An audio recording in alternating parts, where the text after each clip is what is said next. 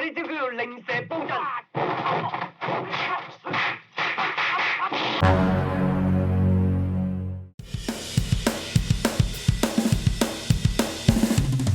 Halo Sobat Nobar, selamat datang di Nobar. Bagaimana kabarnya para pecinta kucing oren? Kembali lagi bersama saya Tobi yang kali ini akan membawakan film seru berjudul Snake in the Eagle's Shadow yang dirilis pada tahun 1978. Bernostalgia bersama Mamang Jackie Chan mengisahkan tentang seorang anak yatim nan lugu yang selalu direndahkan oleh orang-orang karena terlihat bodoh. Belum lagi pemuda ini cuma bekerja sebagai tukang ngepel yang selalu kena bully di padepokan kungfu. Namun suatu hari kehidupannya berubah drastis sejak ia bertemu dengan seorang master kungfu. Dan apakah pertemuan tersebut bisa membuat dia menjadi kuat? So, tanpa berlama-lama lagi, siapkan mata, telinga, dan anu-anuan kalian semua. Mari kita nobar dan inilah Snake in the Eagle's Shadow.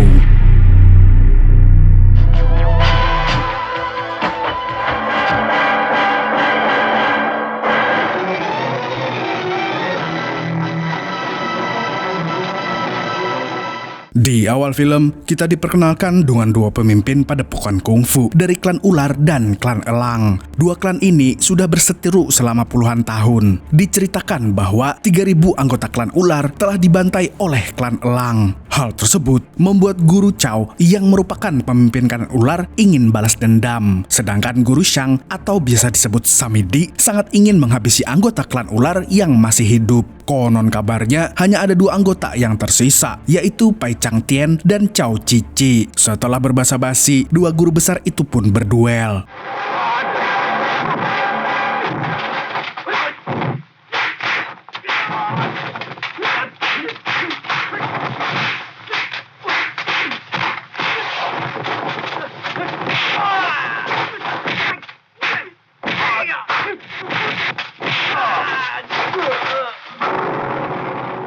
Namun tampaknya jurus elang Samidi terlalu kuat untuk dilawan. Tapi walaupun begitu, Guru Chow tetap menunjukkan jurus ular yang sangat mematikan. Selagi adu kuat, Samidi bertanya tentang keberadaan Pai. Dia adalah pewaris jurus ular paling kuat. Dan jika Samidi berhasil membunuhnya, maka klan elang akan menjadi penguasa di dunia perkungfuan. Akan tetapi, Guru Chow tetap teguh pada pendiriannya. Dia tidak akan memberitahu tempat tinggal Pai. Dan saat itu juga, Samidi langsung menghabisi nyawa Guru Chow.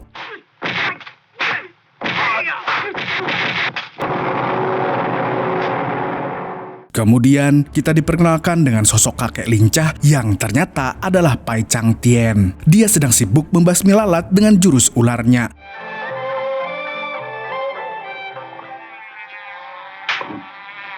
Namun tak lama setelah itu, ada dua orang jamet yang menagih uang sewa rumah. Dan karena tidak punya uang, akhirnya Pai memilih untuk kabur.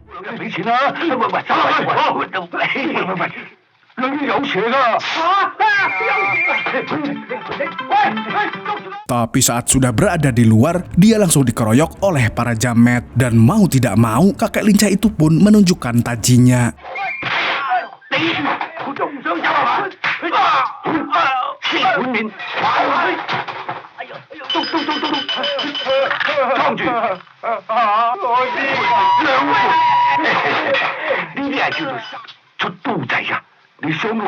Setelah melumpuhkan para jamet, Pai pun langsung ngibrit. Namun di tengah jalan, dia tidak sengaja menabrak seseorang. Dan ternyata orang itu adalah utusan Samidi. Untungnya Pai berhasil kabur tanpa terdeteksi.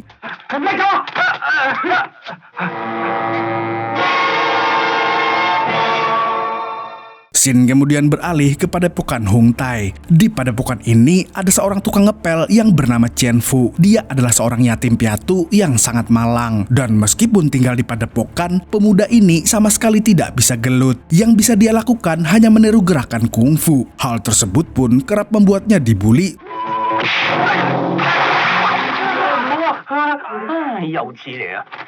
Setelah asyik membuli, Samsul dan rekannya yang bernama Guru Lian alias Bokir mengajarkan jurus naga dan harimau. Kebetulan guru besar mereka sedang pergi, sehingga padepokan Hung Tai diambil alih oleh mereka. Tapi bukannya mengajarkan jurus yang benar, kedua guru itu malah membuat gerakan yang sangat konyol.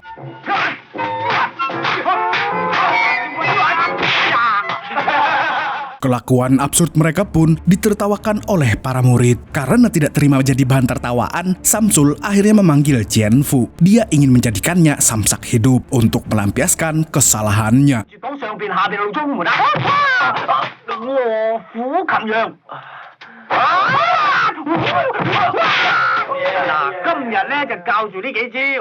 Akibatnya, pemuda lugu itu pun sangat kesakitan. Qianfu kemudian pergi ke belakang sambil menahan amarahnya. Dia sangat kesal karena tidak bisa melawan saat dibuli oleh Samsul. Sementara itu, ada koki bernama Awu yang merasa kasihan kepadanya. Dia menawarkan obat herbal, tetapi Qianfu memilih pergi. Di tempat lain, ada padepokan Hung Wei yang sedang kedatangan seorang hakim. Dia ingin mendaftarkan anaknya untuk belajar kungfu, tapi dia belum menemukan tempat yang bagus.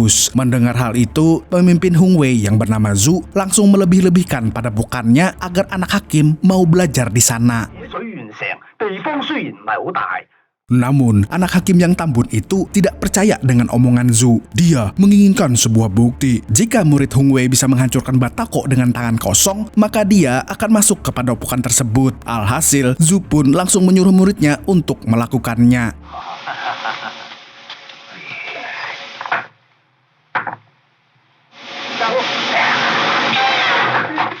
Walau berhasil menghancurkan tumpukan batako, murid Hung Wei itu ternyata sangat kesakitan. Hal itu pun membuat anak hakim tidak jadi belajar di padepokan tersebut.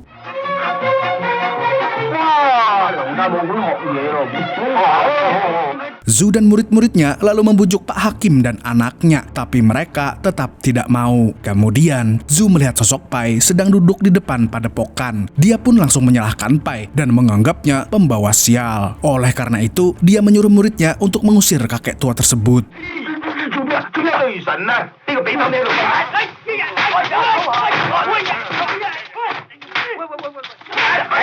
Namun di sini, Pai terlihat pura-pura lemah. Dia tidak menunjukkan kemampuan yang sesungguhnya. Beberapa saat kemudian, Qianfu melihat Pai sedang dikeroyok. Dan karena tidak tega, pemuda lugu itu pun memisahkan mereka. Akan tetapi, dia malah dianggap ikut campur. Belum lagi, dia adalah anggota padepokan Hung Tai yang merupakan musuh bebuyutan padepokan Hung Wei. Pada akhirnya, Qianfu dihajar oleh murid-murid Zhu.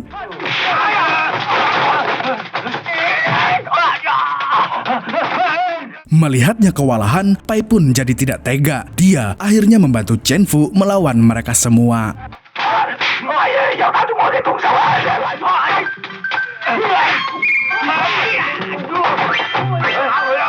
Keributan itu pun kemudian dilihat oleh seorang pendeta bule. Dia pun langsung menghentikan pergelutan tersebut. Dan di saat pendeta bule sedang menceramahi Zhu dan murid-muridnya, Qianfu dan Pai diam-diam pergi dari situ. Setelahnya, Qianfu mengajak Pai mampir ke Hung Tai untuk makan siang. Dia juga mengenalkan Awu kepada si kakek. Di sisi lain, Samsul sedang menjamu Pak Hakim yang datang mengunjungi Hung Tai. Lagi-lagi, dia ingin tahu apakah padepokan itu layak menerima anaknya. Samsul pun menjamin anak hakim akan menjadi pendekar yang hebat. Dia kemudian menyuruh Awu untuk memanggil Qianfu. Dan lagi-lagi, Samsul menjadikannya sebagai samsak hidup. Kali ini, Qianfu harus melawan Qinsan yang merupakan murid paling kecil di perguruan Hung Tai. Di sini, Qianfu harus kalah dari Qinsan agar anak hakim tertarik masuk Hung Tai.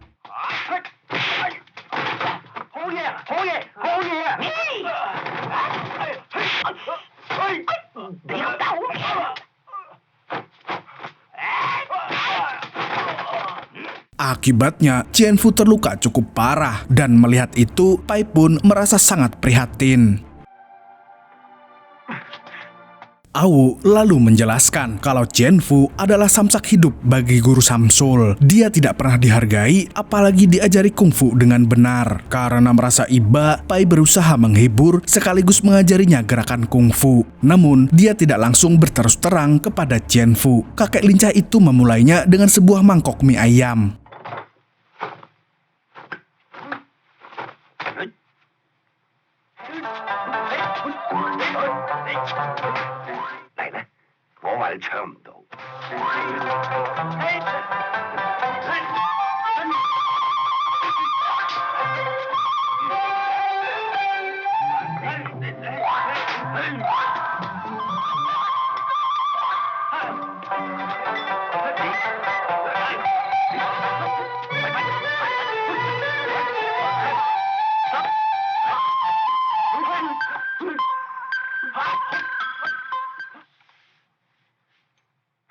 Setelah itu, keduanya pun menjadi sangat akrab seperti hubungan kakek dan cucunya. Namun keesokan harinya, Pai sudah tidak ada di sana. Sebelum pergi, dia meninggalkan catatan untuk Jianfu. Kemudian, pemuda itu menyadari kalau Pai ingin mengajarinya kungfu. Alhasil, Jianfu pun mulai mengikuti catatan yang ditulis si kakek lincah.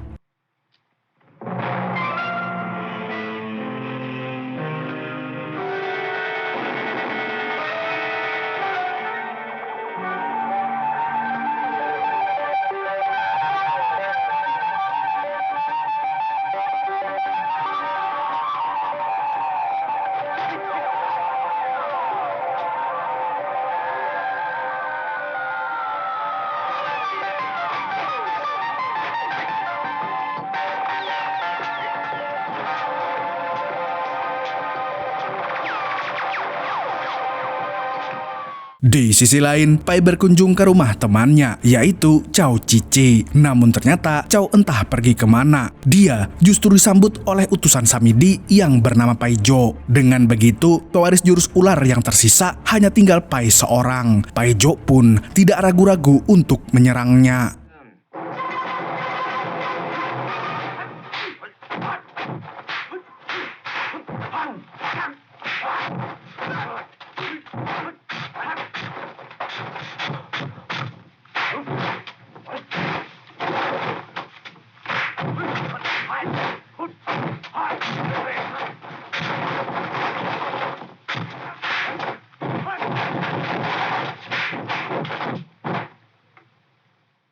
Adu jurus ular dan elang tersebut berlangsung dengan sangat alot. Akan tetapi, Pai sedikit lebih unggul dari Pai Jo. Dia berhasil membuatnya terpental jauh.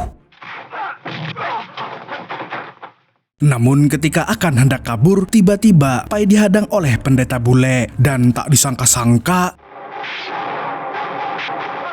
pendeta itu adalah pembunuh bayaran dari klan elang. Pai yang sudah mulai kelelahan akhirnya mengerahkan semua energinya untuk mengalahkan dua pembunuh di hadapannya. Setelah itu, dia pun langsung pergi dengan cepat. Di tempat lain, Jianfu kembali dijadikan samsak hidup oleh Samsul. Kali ini, dia harus melawan anak Pak Hakim. Dan dengan lugunya, Jianfu mau melakukannya.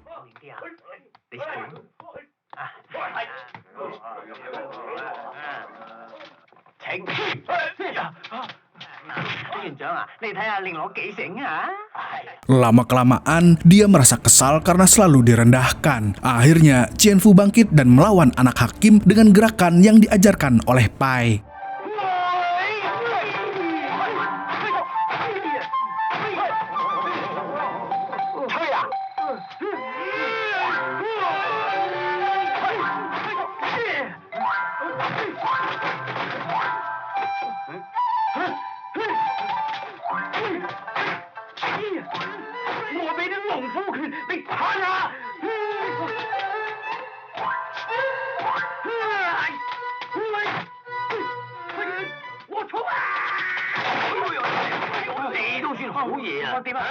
Alhasil, Jianfu pun berhasil mengalahkan bocah tersebut. Setelah kejadian itu, Pak Hakim pun memindahkan anaknya ke Padepokan Hongwei. Kepergian anak hakim membuat Samsul dan Bokir sangat marah kepada Jianfu. Mereka langsung memukulinya sampai babak belur.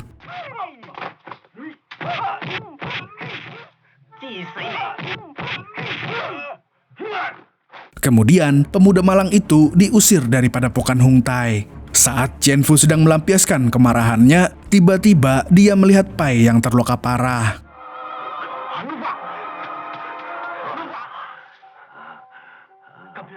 Dan tanpa berpikir panjang, dia langsung mencuri obat-obatan yang ada di Hongtai lalu memberikannya kepada Pai. Dia merawat si kakek lincah dengan sangat tulus. Pai pun merasa bersyukur memiliki teman seperti Jianfu. Walaupun otaknya sekecil biji nangka, pemuda satu ini dianugerahi hati yang baik. Oleh karena itu, Pai ingin mengajarinya gerakan kungfu yang lebih bagus. Jianfu kemudian bertanya, jurus apa yang akan dipelajarinya? Pai pun menjawab, sejak malam itu, Jianfu resmi menjadi murid si kakek lincah. Dia dilatih dengan sangat keras, mulai dari latihan fisik sampai gerakan-gerakan.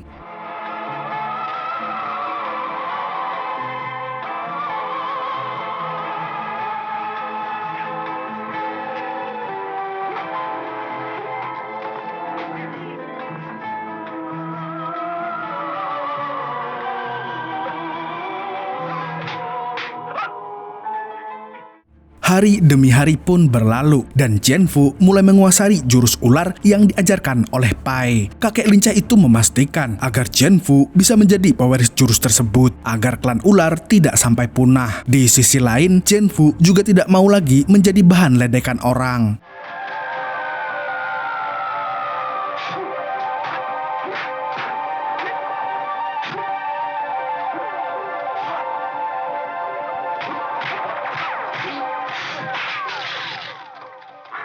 Namun Pai melihat ada kekurangan dalam gerakan Qianfu. Dia tidak memiliki badan yang elastis, sedangkan jurus ular membutuhkan kelenturan. Dan oleh karena itu, Pai kemudian melatih Qianfu agar bisa jalan sambil kayang. Setelah dilatih selama berbulan-bulan, pemuda polos itu pun berubah menjadi pria tangguh yang jago gelut. Suatu hari, Qianfu kembali bekerja sebagai tukang pel di padepokan Hung Tai. Dan lagi-lagi, Samsul menjadikannya bahan ledekan. Tapi kali ini, Qianfu tidak pasrah dengan kelakuannya. Dia memutuskan untuk melawan.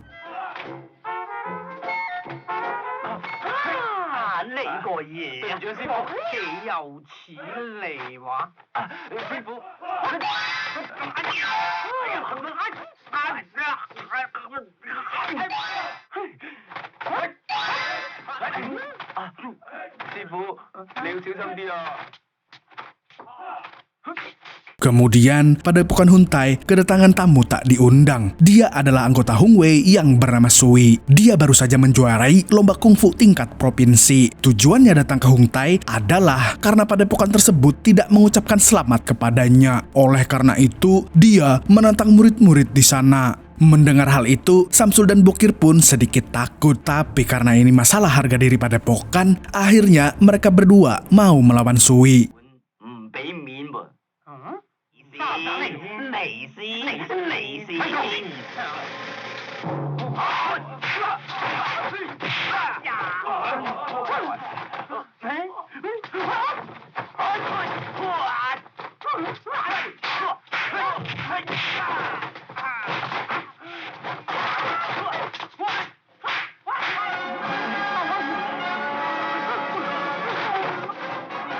Dan Sui pun mengalahkan Samsul dan Bokir dengan sangat santuy. Dan setelah melihat kemampuan Sui, murid-murid Hung Tai pun memutuskan untuk pindah ke Hung Wei. Ketika semua murid sudah pergi, pemimpin Hung Tai yang bernama Guru Hung pulang dari pengembaraan. Dia sangat terkejut melihat padepokannya kosong. Dan tanpa berpikir panjang, dia dan Qianfu langsung mendatangi padepokan milik Zhu tersebut. Hung lalu mendatangi Zhu untuk berduel. Tetapi yang menerima tantangan itu justru Guru Liang. Namun dia terlalu mudah untuk Hung.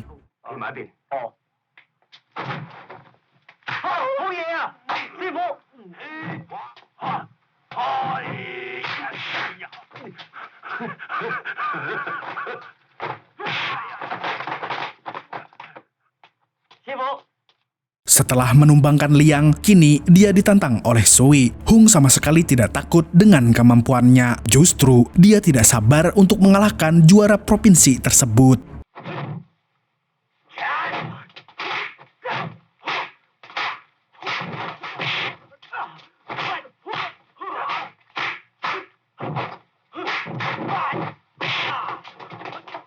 Tapi ternyata Hung tidak bisa mengimbangi kekuatan Sui. Selagi keduanya bertarung, tiba-tiba Samidi datang menonton. Hal itu pun membuat Pai mengurungkan niat untuk menemui Qianfu. Di sisi lain, Qianfu akhirnya turun tangan setelah Hung tidak bisa lagi melawan. Sontak, Samidi pun terkejut dengan jurus ular miliknya.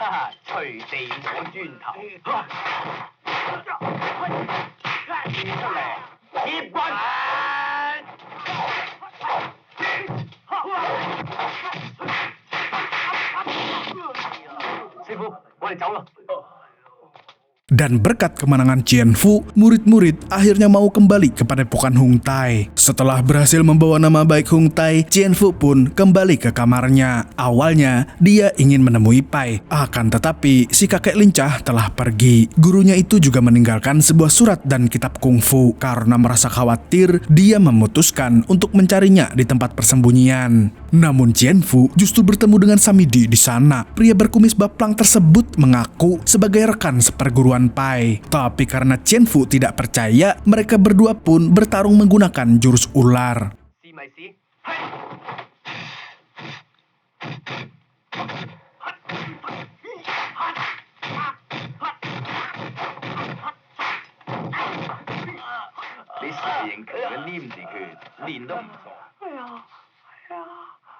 Walaupun sudah dikalahkan berkali-kali, Qianfu masih belum percaya dengan Samidi. Tapi setelah yang satu ini, pemuda lugu itu akhirnya menyerah.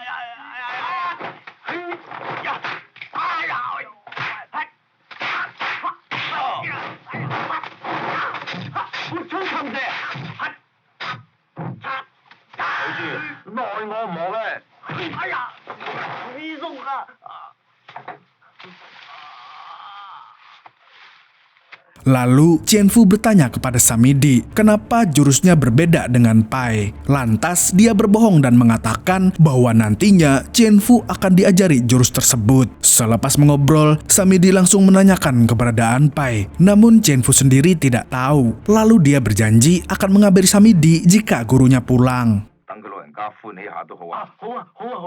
Qianfu pun kembali ke kamarnya lagi. Dia berniat akan melatih jurus kungfu yang ada di kitab klan ular. Akan tetapi, kitab tersebut sudah rusak dicakar kucing oren. Dan ternyata, kucing itu tengah bertarung dengan ular kobra. Selepas menyaksikan pertarungan antar binatang, tiba-tiba Qianfu mendapatkan inspirasi. Dia berpikir untuk menggabungkan jurus ularnya dengan gerakan cakar kucing.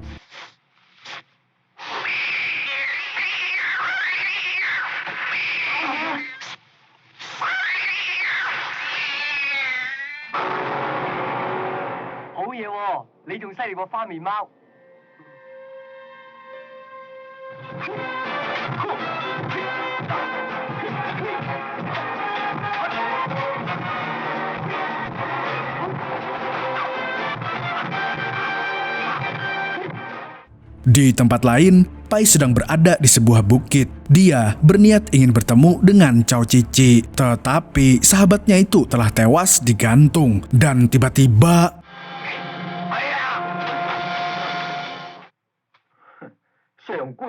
Pai Zhou lalu muncul dari kejauhan. Dia berpikir kalau Pai sudah mati tertusuk pisaunya. Tapi ternyata si kakek lincah tidak terluka sedikit pun. Mereka berdua pun akhirnya baku hantam.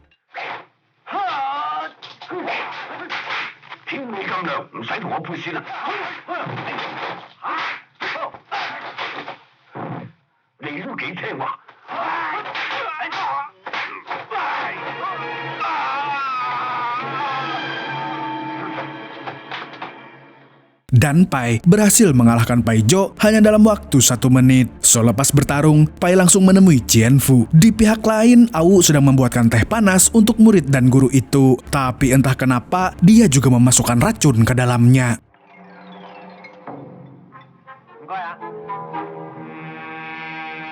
Setelah minum teh, Qianfu langsung memanggil Samidi karena gurunya telah pulang. Tapi setelah kembali ke halaman belakang, Pai sudah tidak ada. Samidi pun langsung pergi dengan memanjat dinding. Melihat kejanggalan tersebut, akhirnya Qianfu mengikuti Samidi. Dan ketika sedang mengejar Samidi, tiba-tiba dia dihadang oleh pendeta bule. Mau tidak mau, Qianfu pun harus bertarung melawannya.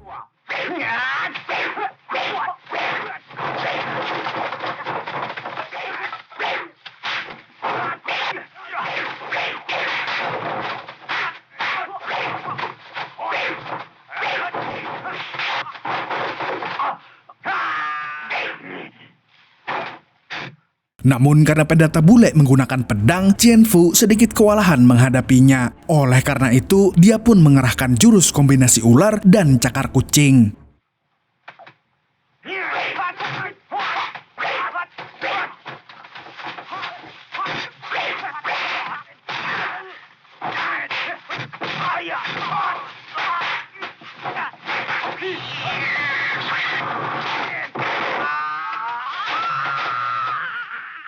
Secara tak terduga, Qianfu berhasil membunuh pendeta bule dengan jurus tersebut. Sementara itu, Pai akhirnya berhadapan dengan Samidi, dan dibilang ini adalah pertarungan hidup mati di antara mereka. Jika Pai kalah, maka klan Elang akan menguasai dunia perkungfuan.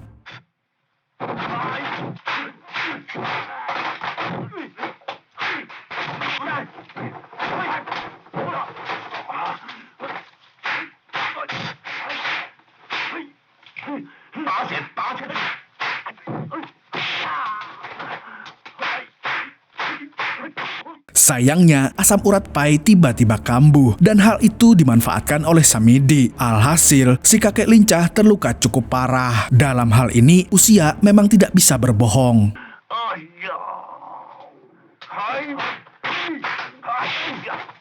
Tapi saat Samidi akan mengakhiri duel, tiba-tiba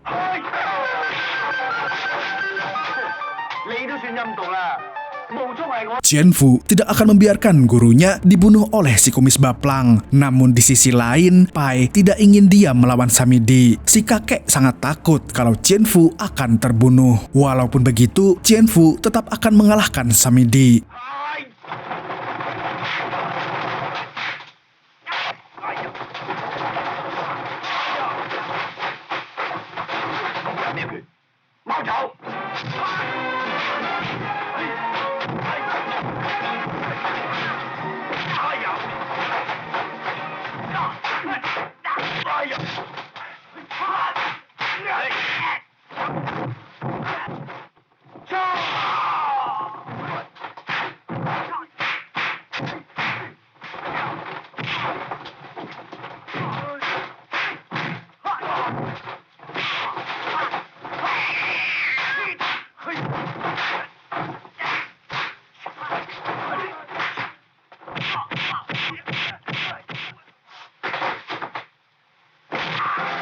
Dan berkat gabungan jurus ular dan cakar kucing, akhirnya dia bisa mengalahkan salah satu master kungfu terkuat. Beberapa saat setelahnya, Au datang untuk mengucapkan selamat kepada Qianfu. Tapi ternyata semua itu hanyalah pura-pura. Dia seketika menghunuskan pisau ke perut Qianfu. Namun untungnya, Pai berhasil mencegah hal tersebut.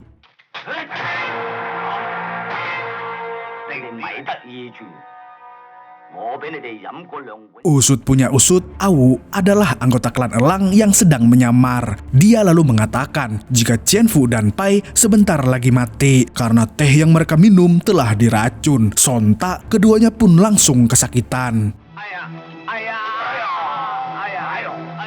Tapi tiba-tiba Qianfu dan Pai kembali bangkit dan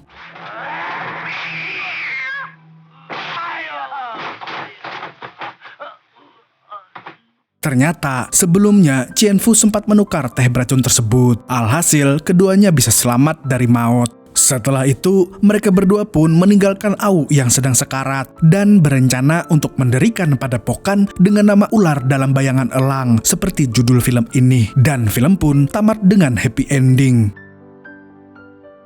Film Legend ini kalau dilihat dari IMDb ratingnya 7,3/10. Cerita filmnya menurut saya layak dikasih rating 8/10. Dan dari adrenalin dan pertarungannya, film jadul tidak pernah gagal sih. Maka saya kasih rating 8,5/10. Menurut kalian gimana? Setuju nggak nih kalau salah satu film Legend Mamang Jackie Chan ini saya kasih rating 9/10 secara keseluruhan film? Kalau kalian punya pendapat, mari berdiskusi hangat di kolom komentar, oke? Film ini mengajarkan kita untuk senantiasa berbakti kepada guru. Jika berbakti kepada guru, niscaya kita akan mendapatkan ilmu yang bermanfaat. Tapi ingat, hal ini tidak berlaku untuk guru matematika. Karena sekeras apapun kamu mencoba, bodoh ya bodoh aja. Kata penulis naskah saya begitu. Segitu dulu untuk hari ini. Saya Tobi mewakili para pengabdi Nastar mengucapkan sampai jumpa di video selanjutnya dan kamsya. Assalamualaikum warahmatullahi wabarakatuh. Siapa di sini yang sering mengaku sebagai cucunya Jackie Chan